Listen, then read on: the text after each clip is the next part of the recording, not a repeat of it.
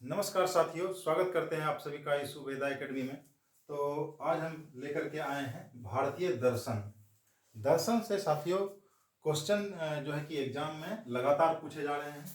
तो जनरली जो पहले जो पूछा जाता था वो एक तरफ दर्शन मतलब दर्शन और उसके जो प्रतिपादक होते थे, मतलब कौन उस दर्शन को एक्सप्लेन किया, शुरू किया, ठीक है, उसका जो प्रवर्तक थे उसके बारे में पूछा जाता था। लेकिन अब जो है कि थोड़ा डीप पूछा जाता है। कोई भी एग्जाम में है थोड़ा मतलब दर्शन के अंदर जाकर के क्वेश्चन पूछने लगा है। तो सबसे पहले तो देखिए दर्शन, जो सांख्य दर्शन है, सांख्य दर्शन है साथियों, सबसे प्राचीन दर्शन है। इसका है सांख्य दर्शन का है जो है कि कपिल। सांख्य का जो है सांख्य दर्शन का प्रवर्तक, यानी इस तरफ लिख देते हैं हम दर्शन और इस तरफ लिख देते हैं प्रवर्तक, ठीक है, प्रवर्तक। तो इसका जो है सांख्य दर्शन का है कपिल। उसके बाद न्याय, न्याय दर्शन का, न्याय दर्शन का है महर्षि गौतम, ठीक है। बस जस्ट यही पूछता है। पहले तो ये मतलब कि अभी भी पूछता है, ऐसा बात नहीं है नहीं पूछता है, लेकिन अभी भी एग्जाम में पूछे जाते हैं। सांख्य दर्शन उसके प्रवर्तक कौन है, न्याय दर्शन उसके प्रवर्तक कौन है, ठीक है। योग दर्शन, ठीक है, योग दर्शन इसका है पतंजलि, महर्षि पतंजलि, ठीक है। इसको तो बस ऐसे ही याद रख लीजिए, बाबा रामदेव जो है उसका पतंजलि है और योग करता है, योग दर्शन का पतंजलि, ठीक है। सांख्य दर्शन हो गया कपिल, न्याय दर्शन हो गया गौतम, योग दर्शन हो गया पतंजलि, ठीक है। अब एक है चार्वाक। चार्वाक दर्शन का प्रवर्तक जो है चार्वाक ही थे, ठीक है। चार्वाक दर्शन का कौन थे प्रवर्तक, वो चार्वाक ही थे, महर्षि चार्वाक ही थे। उसके बाद है मीमांसा। मीमांसा, मीमांसा जो है कि दो पार्ट में है। एक है पूर्व मीमांसा, मतलब जो पहले हुआ, पूर्व मीमांसा, ठीक है। इसका है प्रतिपादक जैमिनी, ठीक है, इसका कौन है, जैमिनी। और एक है उत्तर मीमांसा, मतलब उसके बाद फिर एक मीमांसा की रचना हुई है, यानी कि इस दर्शन का हुआ है, शुरू हुआ है। इसका है बादरायण। कौन है, बादरायण, ठीक है। तो एक तरफ तो दर्शन और उसका डायरेक्ट उसका जो प्रवर्तक है ये पूछा जाता है, ठीक है। और एक और दर्शन साथियों यहाँ पे छूट रहा है, वैशेषिक दर्शन, ठीक है, यहीं पे लिख देते हैं वैशेषिक, वैशेषिक दर्शन। इसका है कनाब, महर्षि कनाब, ठीक है, कनाब, ठीक है। तो एक तरफ ये दर्शन है और एक तरफ उसका प्रवर्तक है, इसको याद कर लीजिए। ये डायरेक्ट क्वेश्चन पूछा जाता है कि सांख्य दर्शन के प्रवर्तक निम्नलिखित में से कौन है। उसी तरह से योग दर्शन के प्रवर्तक निम्नलिखित में से कौन है, ठीक है। अब जो है वर्तमान का जो एग्जाम है, थोड़ा कंपटीशन का जमाना है, तो अब थोड़ा डिटेल में पूछता है। जैसे सांख्य दर्शन किस फिलोसफी, मानी किस फिलोसफी पर आधारित है, क्या कहता है, इसका सार क्या है, एसेंस क्या है, ठीक है। तो अब हम इसे एक एक करके देखेंगे।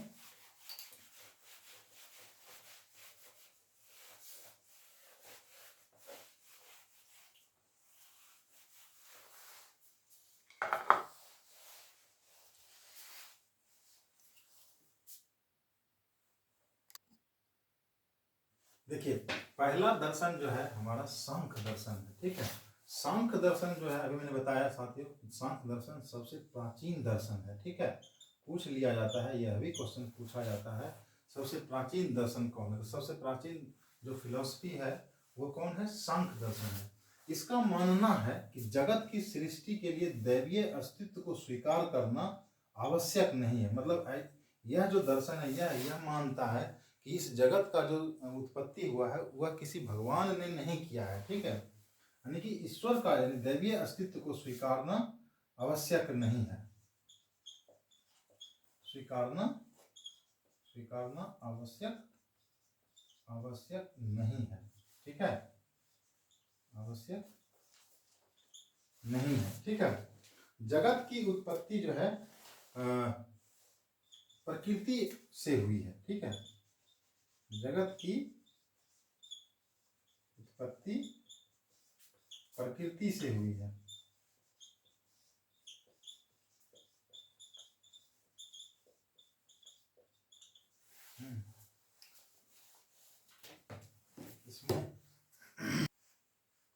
तो सांख्य दर्शन जो है सबसे प्राचीन दर्शन है। यह दर्शन मानता है कि जगत की सृष्टि के लिए दैवीय अस्तित्व को एक्सेप्ट करना आवश्यक नहीं है। जगत जो है कि इसकी उत्पत्ति, जगत मतलब क्या है, यहाँ पे ये जो जगत मान रहा है, ये जो संसार में है, मनुष्य पशु पक्षी, उसकी उत्पत्ति की बात करता है। वह जो है प्रकृति से हुई है, यानी कि यहाँ पहले से सब चीज रखा हुआ है, उसी से धीरे धीरे डेवलप करके जगत की उत्पत्ति हुई है। ठीक है, सांख्य दर्शन ये मानता है।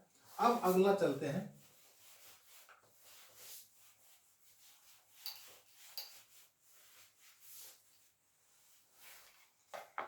अब अगला है हमारा योग दर्शन। ठीक है, योग दर्शन का जो प्रतिपादक है वह कौन है? पतंजलि। हमने बताया था इसका जो प्रतिपादक है वो कौन है? पतंजलि है।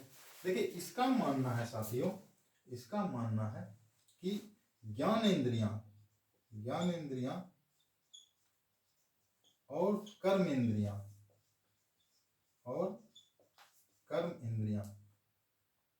कर्मेंद्रियां, ठीक है, ज्ञानेंद्रियां और कर्मेंद्रियां निग्रह योग मार्ग का, ज्ञानेंद्रियां और कर्मेंद्रियों का निग्रह योग मार्ग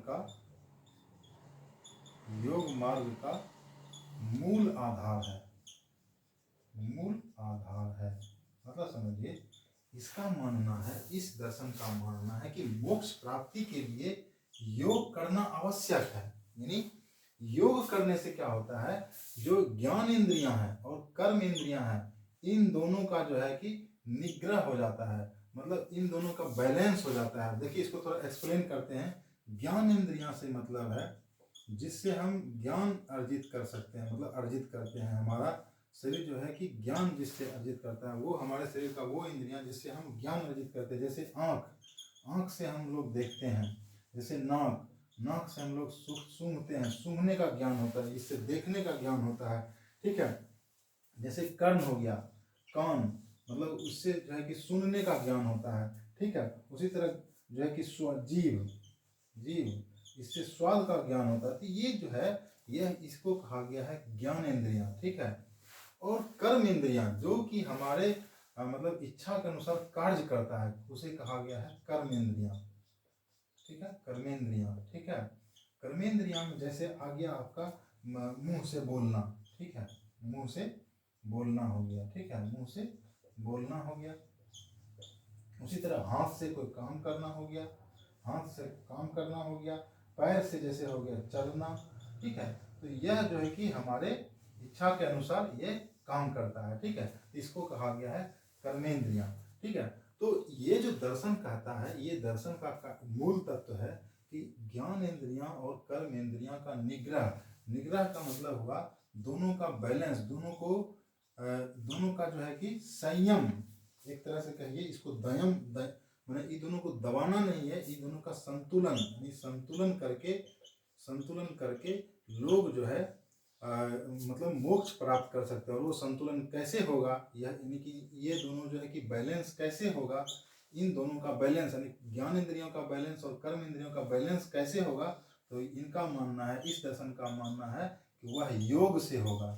और जब ये दोनों बैलेंस हो जाएगा तभी हमें मोक्ष मिल सकता है। ठीक है, तो योग दर्शन का जो प्रतिपादक है वो पतंजलि है। इनका मूल थॉट यही है कि ज्ञान, हमारे जो ज्ञान इंद्रियां हैं और कर्म इंद्रियां हैं, इनका निग्रह ही योग मार्ग का मूल आधार है। और यह जब हमारे बैलेंस हो जाएगा तभी हमें मोक्ष मिल सकता है। और बैलेंस होने के लिए, इन दोनों को निग्रह करने के लिए क्या चाहिए? योग करना चाहिए। ठीक है, तो योग दर्शन ये कहता है। अब आगे चलते हैं हम, यानी इसका जो मानना है, इसका कहना है कि जब ये दोनों बैलेंस हो जाएगा तो जो है कि सांसारिक मोह माया से आदमी दूर हो जाता है। और बैलेंस कैसे होगा, उसके लिए आपको योग करना पड़ेगा। ठीक है, अब अगला चलते हैं साथियों,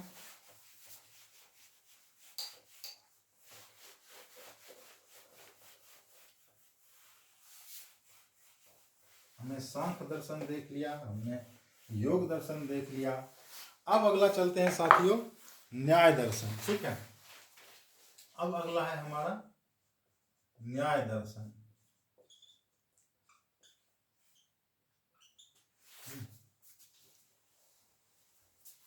तो चलिए अगला जो दर्शन है हमारा साथियों वो है न्याय दर्शन। न्याय दर्शन के बारे में मतलब न्याय दर्शन का प्रतिपादन किसके द्वारा हुआ है, तो महर्षि गौतम के द्वारा। ठीक है, महर्षि गौतम के द्वारा। अब देखिए इस दर्शन का जो एसेंस है, मूल सार है, उसका क्या कहना है, इनका जो मूल तत्व है वो यह मतलब ये दर्शन यह कहता है कि मोक्ष जो है, मोक्ष की प्राप्ति तभी होगा जब हमें ज्ञान की प्राप्ति हो जाएगा। ठीक है, मोक्ष की प्राप्ति ज्ञान की प्राप्ति से ही संभव है। ज्ञान की प्राप्ति से ही संभव है। ठीक है, और यह जो ज्ञान मिलेगा, यह मतलब ये जो ज्ञान चाहिए यह तार्किक ज्ञान होना चाहिए। मतलब ऐसा नहीं कि जो देखे उसी पर विश्वास कर लिए, उसी को याद कर लिए। ठीक है, जैसे श्लोक को याद करना, वो सिर्फ याद करना हुआ, लेकिन ज्ञान जो इनका मानना है कि जो ज्ञान की प्राप्ति होनी चाहिए वो तार्किक ज्ञान होनी चाहिए। इस दर्शन में जो है कि इस तर्क को समझाने के लिए एक उदाहरण दिया गया है। इसका उदाहरण कुछ इस तरह है, जैसे अगर पहला स्टेटमेंट है कि पर्वत जो है अग्नि युक्त है, अगर पहला स्टेटमेंट है कि पर्वत अग्नि युक्त है, और दूसरा स्टेटमेंट है कि जहाँ अग्नि होगा वहाँ धुआं होगा, जहाँ अग्नि होगा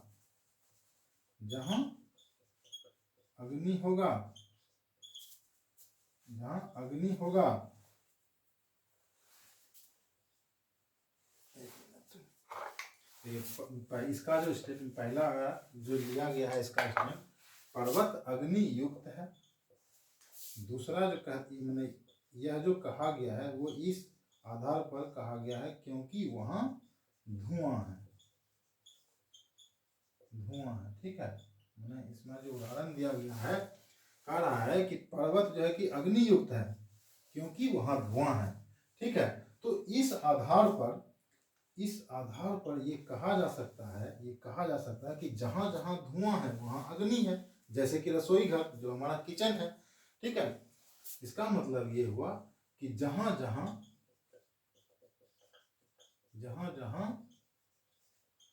धुआं है वहाँ अग्नि है। ठीक है, जैसे रसोई घर। ठीक है, यानी कि ये कुल मिलाकर ये जो दर्शन है ये तार्किक ज्ञान की बात करता है। मतलब आप कह रहा है कि किसी भी चीज को जानने से पहले आप तर्क कीजिए।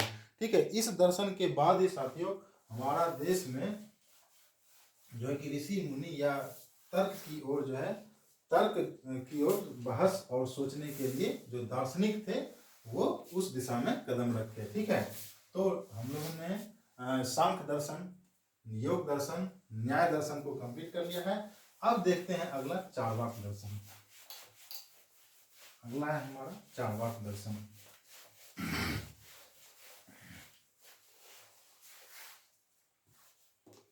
अगला है चार्वाक दर्शन। ठीक है, चार्वाक दर्शन जो है महर्षि, इसका जो प्रतिपादक है वह है महर्षि चार्वाक। ठीक है, इसका मानना है इस दर्शन का जो मूल तत्व है, जो मूल है, जो बेस है, कहना मतलब इस दर्शन का जो एसेंस है, सार है, उसका कहना है प्रत्यक्ष ही एकमात्र प्रमाण है। मतलब जो चीज को हम अगर नहीं देखे हैं उस पे हम कभी विश्वास नहीं कर सकते हैं, चाहे वो सच ही क्यों ना हो। ठीक है, चार्वाक दर्शन का ये मानना है कि प्रत्यक्ष ही एकमात्र प्रमाण है। ठीक है, और यह जो है यह दर्शन इहलौकिक सुख में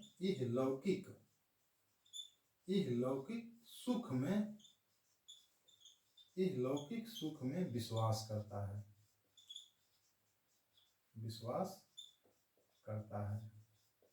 ठीक है, इहलौकिक सुख में विश्वास करने का मतलब क्या हुआ, मतलब इनका कहना है कि जो मानव का जीवन है उसे सिर्फ और सिर्फ जो है कि सुख की ओर ही ध्यान देना चाहिए। ठीक है, ये मानता है। इसी में एक कहा गया है, इसका जो एक मूल वाक्य में स्टेटमेंट मतलब कहा गया है, वो ये कहा गया है कि जब तक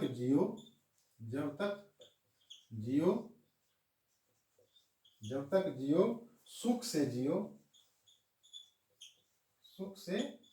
जियो,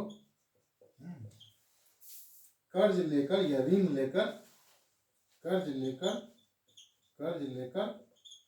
घी पियो। ठीक है, घी पियो मतलब अगर तुमको घी पीने के लिए कर्ज भी लेना पड़े तो लेकर पियो, लेकिन सुख से जियो। ठीक है, इस दर्शन का यही है, मूल जो सार है, एसेंस है, वो भौतिक सुखों पर, इहलौकिक सुखों पर विश्वास करता है। साथ ही इसका मानना है कि यह प्रत्यक्ष ही एकमात्र प्रमाण है। साथियों, क्वेश्चन जो है डायरेक्ट इसमें स्टेटमेंट देख करके इसका एसेंस पूछ लेता है, इसका जो है कि कौन प्रतिपादक है, इसका एसेंस क्या है, सार क्या है, इस तरह से पूछता है। ठीक है, इसलिए इसको बताना पड़ रहा है। उसके बाद एक और दर्शन है हमारा वैशेषिक दर्शन। इसके बाद है हमारा वैशेषिक दर्शन।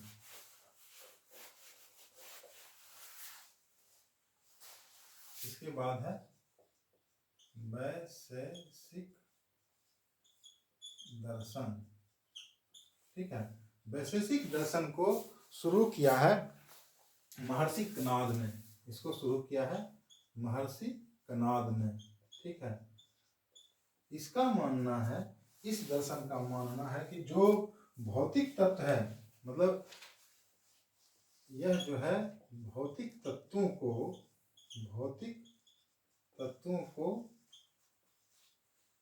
तत्वों का विश्लेषण करता है या विवेचन करता है। इसका मानना है कि जो भी चीजें हैं इस प्रकृति में, जो भी चीजें हैं वह जो है कि एक मूल चीजों से बनी हुई है। ठीक है, वह एक मूल चीजों से बनी हुई है। जैसे इसी दर्शन के आधार पर भारत में परमाणुवाद की संकल्पना शुरू हुई। ठीक है, तो भारत में अगर परमाणु, ये पूछा जाता है भारत में परमाणुवाद की संकल्पना के लिए कौन सा दर्शन है, तो वो हो गया वैशेषिक दर्शन। ठीक है, इसी पर आगे चल करके एक दोहा बन गया था साथियों, क्षिति जल पावक गगन समीरा, जो है कि पंच तत्व से बना शरीरा, मतलब कोई भी जो शरीर है, कोई भी जो जीव है, वह 5 तत्वों से ही बना है। ठीक है, इसी दर्शन पर ये आधारित है। ठीक है, इसके बाद जो है कि अब बच गया हमारा मीमांसा। ठीक है, अब बच गया हमारा मीमांसा। मीमांसा जो है 2 पार्ट में है। एक है पूर्व मीमांसा, ठीक है, और एक है उत्तर मीमांसा। ठीक है, पूर्व मीमांसा का जो प्रतिपादक है वह कौन है, वह है जैमिनी, हमने भी बताया था। और उत्तर मीमांसा का जो प्रतिपादक है वह है बादरायण। ठीक है, इसका जो मूल एसेंस है साथियों, वह है, इनका जो मूल एसेंस है कि जो भौतिक जो कर्मकांडीय है, कर्मकांड जो है, यानी कि वैदिक जो कर्मकांड है, उनका ये औचित्य सिद्ध करता है। ठीक है, यानी कि मीमांसा जो है यह वैदिक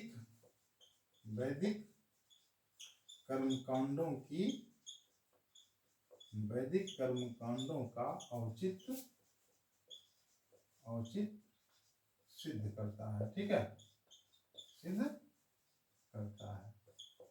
ठीक है, तो इस तरह से हमने सभी अपने दर्शन को भी कंप्लीट कर लिया है। तो इस सेशन को यहीं पे समाप्त करते हैं। धन्यवाद।